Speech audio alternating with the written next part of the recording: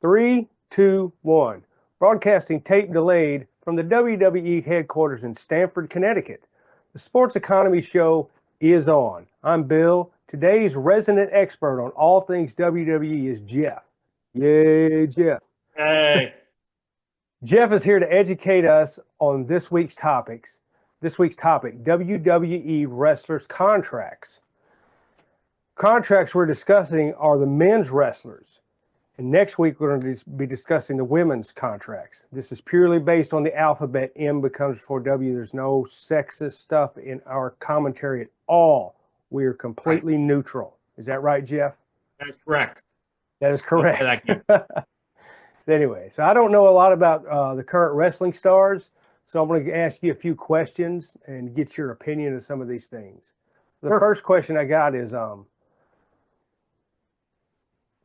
this is here to inform us of, we have 8 fans out there on my channel. So wow, all 8 of you. What's up, everyone? I did get a comment from a guy today about Shadur Sanders, and anyway, whatever. Oh, that's another topic. You got me on for that one too. That's a whole thing. We don't talk about that because that has nothing to do with sports and money. That's just a deal. So anyway, might later. So do what?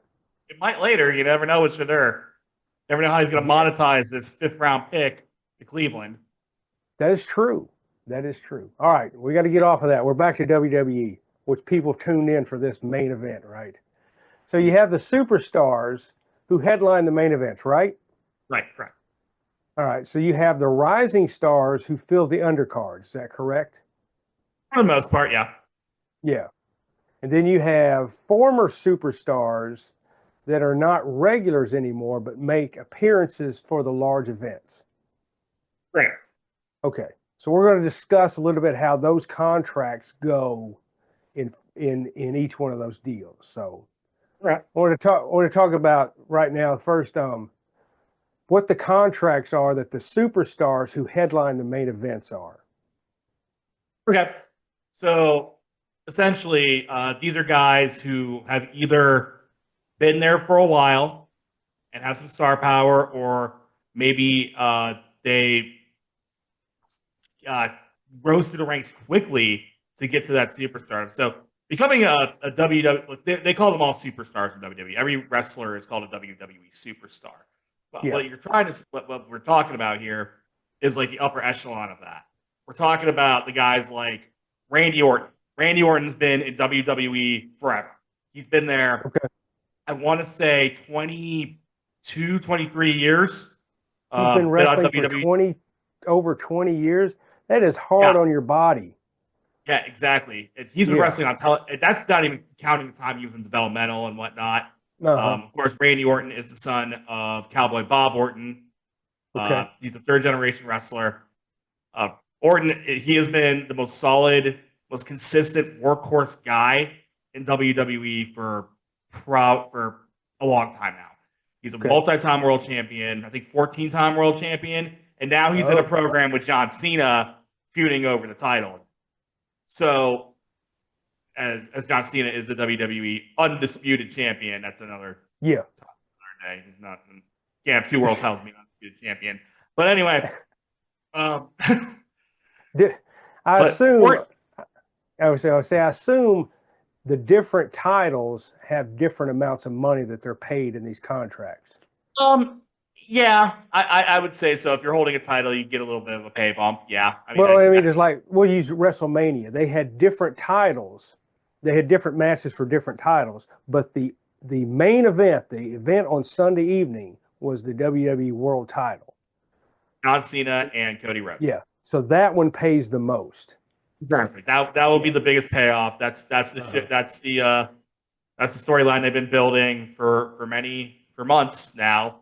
John Cena turned heel for that storyline, so that's where the big paydays come. That, like, everyone who's on WrestleMania gets a pretty significant payday. Not now, the way pay-per-view payouts have changed because it's not pay-per-view anymore; it's streaming. So, but WWE makes sure that these guys and gals get their money off of pay-per-views.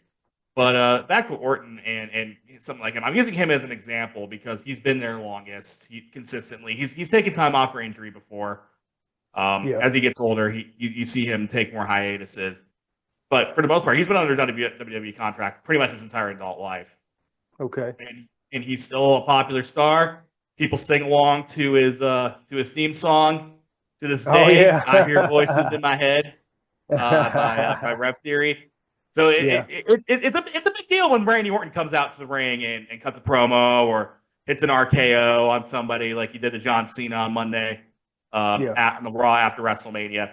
But he makes a very good amount of money, Randy Orton. I would say now WWE is they're not very public about how much money guys make, but we could ballpark it just based on what I've read through like Wrestling Observer or Fightful or something like that. I could ballpark Randy Orton's probably making about $5 million a year just in his base pay.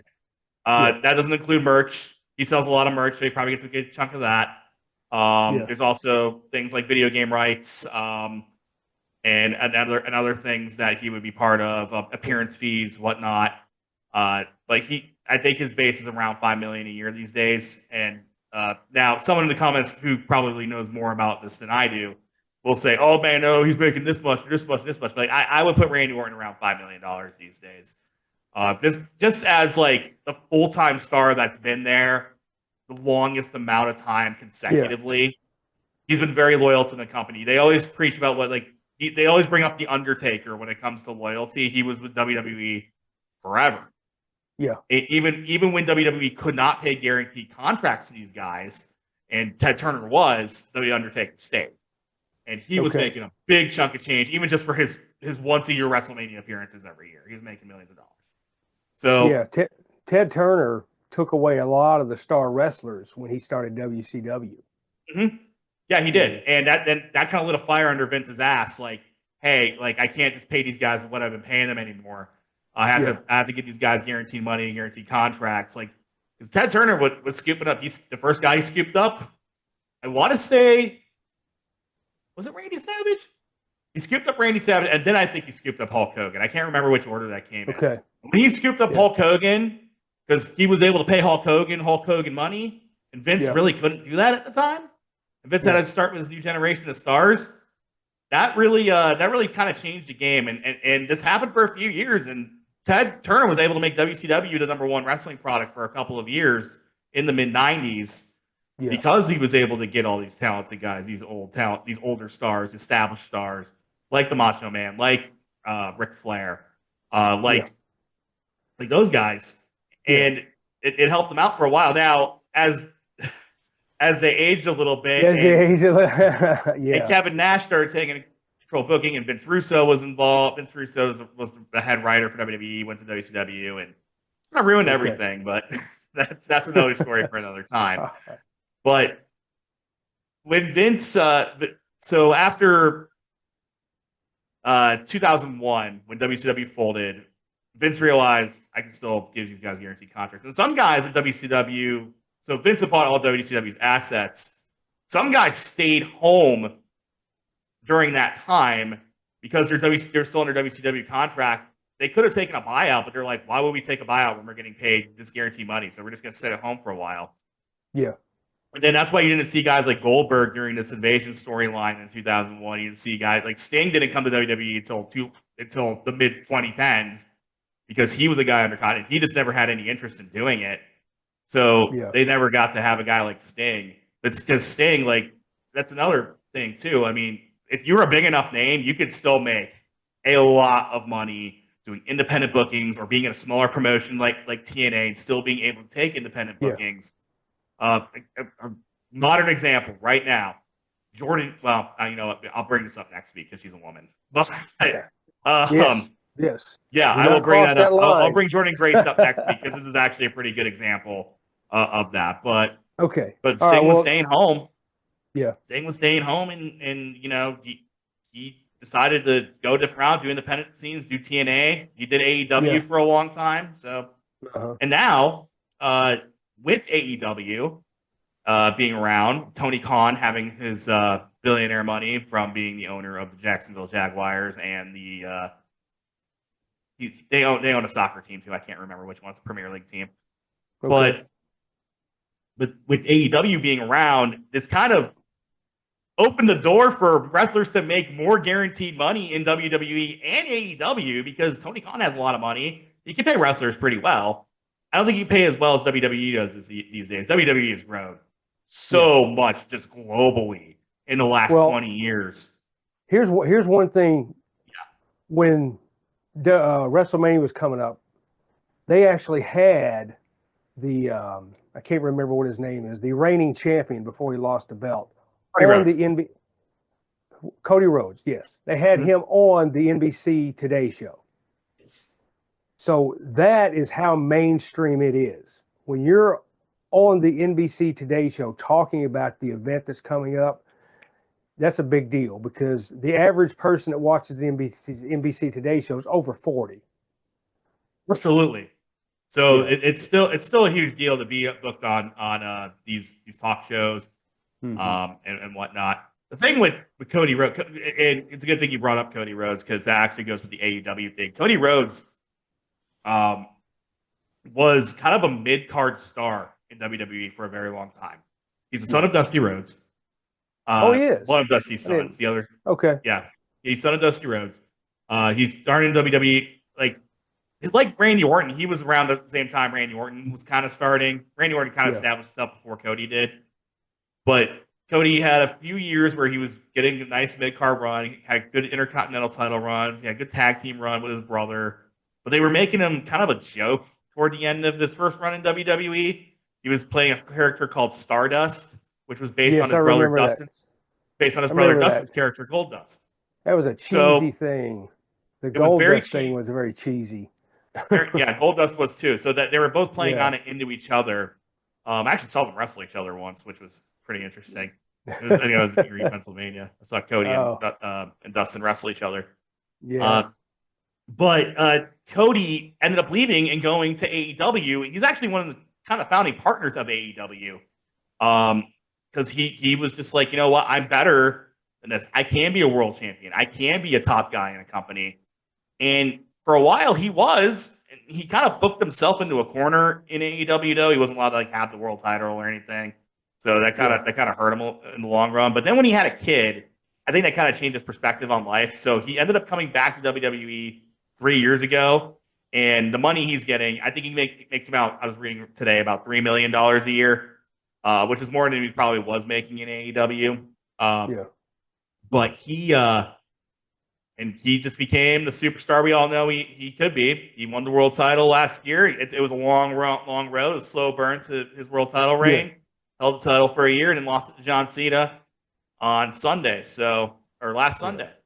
The main people that are competing for all these large championships are making in the I would say $3 to $7 million range, probably. It depends who it is. It is. I mean, if it's someone who's been in there for a while, like I said, Kevin Owens is a good example as well. He's been around for about 10 years in WWE. He makes very good money. He's usually towards the top of the card or near it. Sami Zayn makes pretty good money these days. He's near the top of the card usually. But then there's guys like Cody Rhodes, and then there's guys like Gunther who haven't been in WWE for very long, but he's such a talented star that he probably makes a good amount of money. I'd probably put him around $1.5 million, $2 million a year. Okay. The thing is, I'm kind of estimating on a lot of these guys. I don't actually know nobody knows. You don't know the terms of their contracts. Yeah, and people will say, "Well, we know this, we know that." Well, the other day I was watching a show with Mike Rowe.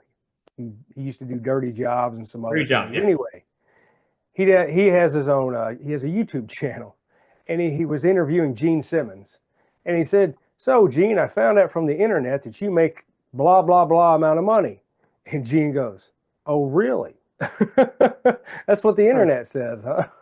So anyway, so you don't know what people make. All you know is what you find on the internet, which is everything on the internet's fake anyway. It's like this show; it's kind of fake. That's okay. So is wrestling, so it's fine. That's right. Well, if wrestling was real, people would really, really get hurt on a regular basis because the Oh no, stuff they do. you wouldn't be able to have a match every three matches No, a week. You'd have to have a match every 6 months.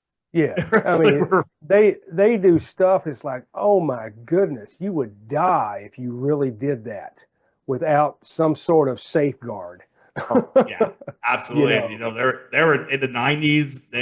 They were taking so many risks. I'm surprised no one actually did die. yeah, yeah. The ladder matches, all Yeah, that ladder stuff. matches, scaffolding, and Yeah, ECW, crazy yeah, stuff these guys do. yeah. Which, So, all right. So it, when we're talking yeah, about the undercard people, sure. the people that are there that are working toward, getting their shot at a title belt. What are they making as a contract or per event?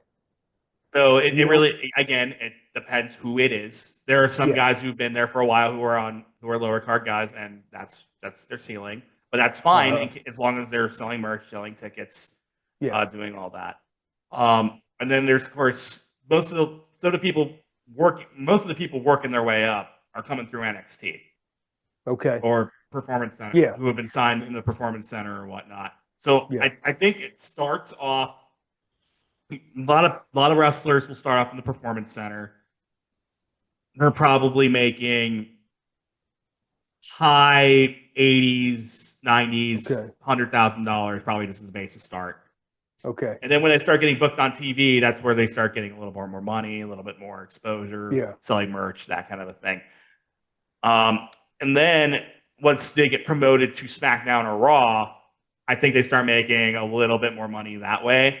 And then it just yeah, depends on what they do. I mean, if they get booked in a United States title match and they win the United States title, they probably get a nice little pay bump because they have to carry the belt around. yeah, Because that a lot of them are tasked with. I mean, it's not just like a prop that you put away backstage when you're done with it. You carry that thing around with you wherever Oh, you and go. every promotion you do, you have that with you. Absolutely, like Yeah, that is something you need to have with you. yeah, Some people take it a little more seriously than others. Some people will bring it out wherever they're going. yeah, Um, like other people will be like, yeah, I'll just leave it at home, and then when I'll just carry it out when I need it. Uh, yeah, but again, it just depends on who they are, how long they've been there. Um, if they were an independent wrestler first before coming to the Performance Center, I think they probably get paid a little bit more money. okay, Now, the people that they take out of um, people that take out of like college sports, like wrestling or college football or something like that, they probably get paid a little bit less. But also, another caveat to this: WWE does have NIL deals with some athletes in college. okay, So they sign those guys and gals to NIL deals to kind of get their foot in the door yeah, because it's like, hey, like we know that you're still doing your college sport or whatever. Gable Steveson, good example of this. He was signed to a deal like that, I believe, and then he ended yeah, up didn't work yeah, out with WWE, so he ended up yeah. leaving. But Well, plus these folks here, since they're trying to get up, they do a lot more public appearances, trying to get their name out there amongst the people. so So like they so put in a when lot more work. yeah so when I get I've had the opportunity to interview WWE wrestlers, AEW wrestlers, because when Yeah. shows come to Norfolk, Uh-huh. usually their PR teams will reach out to me these Yeah. days because I just have a rapport. I've been interviewing these people for a long time. Yeah. Um, they don't give me the John Cenas. They don't give me the Randy Ortons. They don't give Yeah. me the Seth Rollinses. They give me people who are higher on the card Okay. sometimes a little bit lower than that. But they're not Yeah. going to give me like the stars. I'm not going to get Roman Reigns for a 15-minute interview for Wwe TV 10. It's just not going to happen. Yeah. Yeah. So, but I've gotten some wrestlers who have gone on to become world champions. For example, Okay. Gunther, who I just mentioned, I've Yeah. interviewed him. Rhea Ripley, who we'll talk about next week, interviewed her. So, but those are the people that they want out there and promoting their shows and say, making sure, hey, can you do media? Can you handle interviews with reporters? Some Yeah. people who may not know a lot about wrestling. Fortunately, I do, so I'm able to have really nice conversations with a lot of these wrestlers. But it just to make sure, and if they can pass those tests and just doing media well, they end up they usually get a little bit of a boost when it comes to their position on the card and whatnot. Yeah. Well, because the stars are going to bring the people out, but they also need these people that are coming up to get their name out there, because one day they're going to be the stars. So they want people to know who they are. Exactly. And I keep going back to Gunther, and that's one. Like, the guy's Austrian. He's from Austria. English isn't his first language, but he did the interview with me just fine. He's very literal, very very Austrian guy. But he does the interview with me, and it works. Yeah. So, like I said, it is just that does help them kind of get their spot, their next spot. You know what I mean? All right. I got one more question for you here. Is how long are the contracts for? Not necessarily for the superstars, for the people that are basically going to be competing probably for a championship in a couple years. Okay, for the undercarder guys, for the young, the high undercard people. They're well known. I want to say like 2-3 year deals to start out, and then as time goes on, as they get more trust, they get signed to like 5-year deals. Some guys, okay, so they're get on bigger deals. So they're giving them 3 to probably 7-year deals.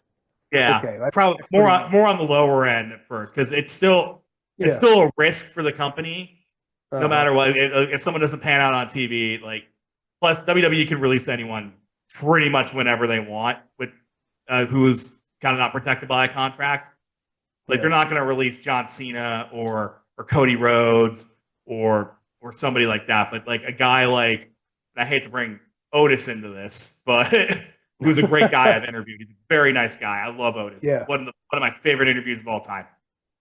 But a guy like him, who may have fallen a little bit off of TV and off of a more prominent spot in recent years and recent months, Triple H could just say one day, "Hey, we're making some cuts. We're trying to bring some more people up, and it's time for us to part ways, and hopefully you can find a spot somewhere else." Now, the door's always open in them. So in other words, it's just like all the other sports. Hey, we're making a change, so this is what's happening. I mean, just think of baseball contracts. Like, think of guys who come up through the minor leagues, and they get their year, get like 500 at bats, whatever, and if they suck, they're gonna get DFA'd. That's kind of what it is. Yeah. We've got your contract for 6 years, and you've made it through 2, but you're only batting .210. We're going to let you go. Exactly. We're going to put you on waivers. Like put you on, something like that. and there are people who that's happened to. Cody Rhodes, prime example. I think he asked for his release, though. A lot of people will ask for their release. It depends on the situation. Sometimes it gets granted. Sometimes, like, we know you're going to AEW. We're gonna keep you on for your full 90, and we're just gonna pay you to stay home. Okay, all right. Is AEW a big competitor to WWE, or is it just kind of like a thorn in their side? A thorn in their side. I mean, they're never gonna touch them when it comes to ratings or anything. But it's significantly watched by the wrestling community. Hardcore fans really like it. Yeah, for the most part. I'm sure if you're a fan, you're going to watch all of it.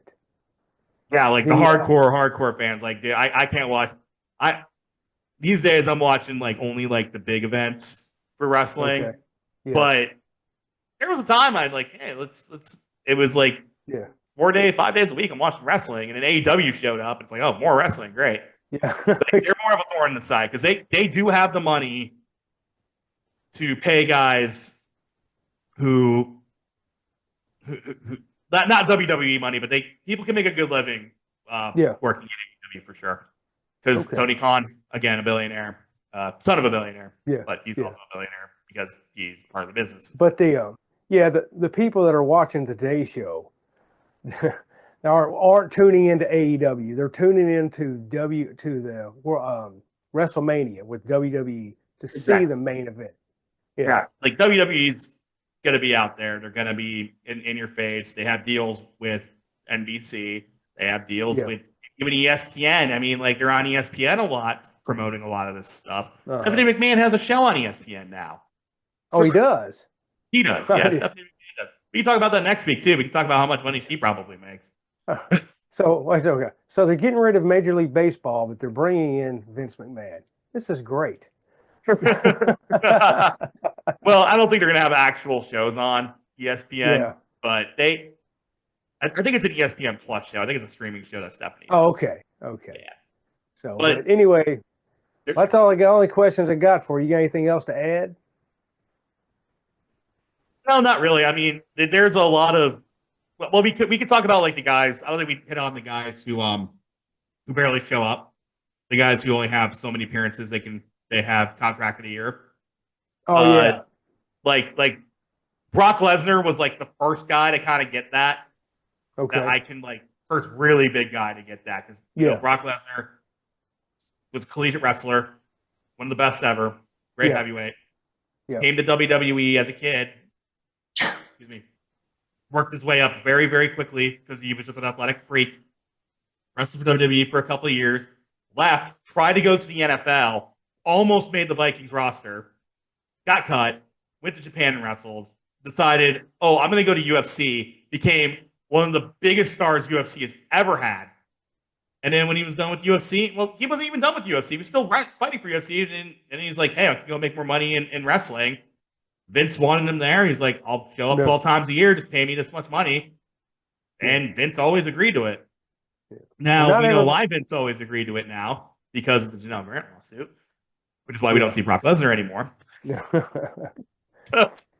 Like he was making $12 million a year. He was making $12 million a year just doing nothing.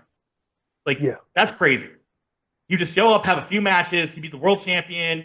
They put the world title on him, and he wouldn't show up for months. They would have no champion on the show for months.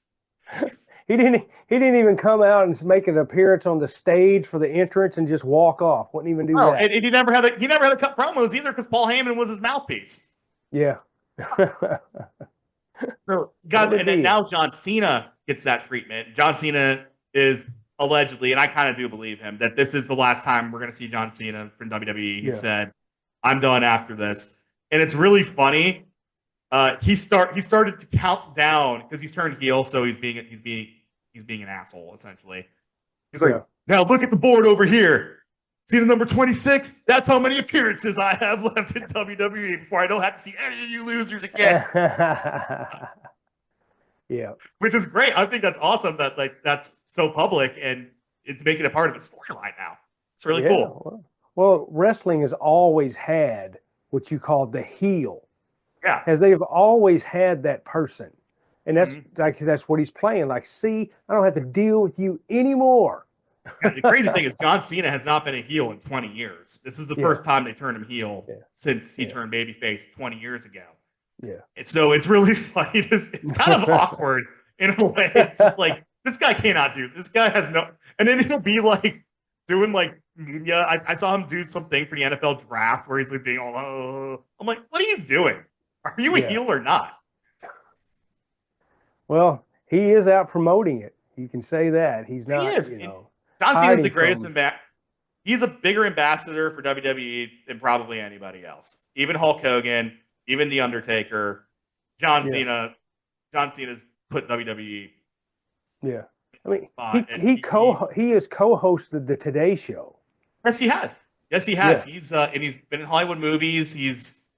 I think he's winding it down. He knows he's getting older, and he knows he can act. He's a great actor. I think he's a freaking hilarious actor. I think he can do a lot of good comedy movies. And he could be on the Today Show. He could be a Today Show anchor. Who knows? Yeah. He can do anything. Well, he's proven it. So, just one of those people. All right. Well, we're going to say goodbye then, I guess. And next week we're going to do the women's stars of the WWE. The ladies, which hey, well, a little bit of a tease. The ladies were barely even shown on the show 10 years ago, and now they got prominent spots. So they got Oh, prominent yes. stuff. A lot of them have prominent money now, which is very exciting. So Yeah. Well, that's good. That's good because, you know, we talk about equal pay for equal work. Well, women do the same stunts the men do.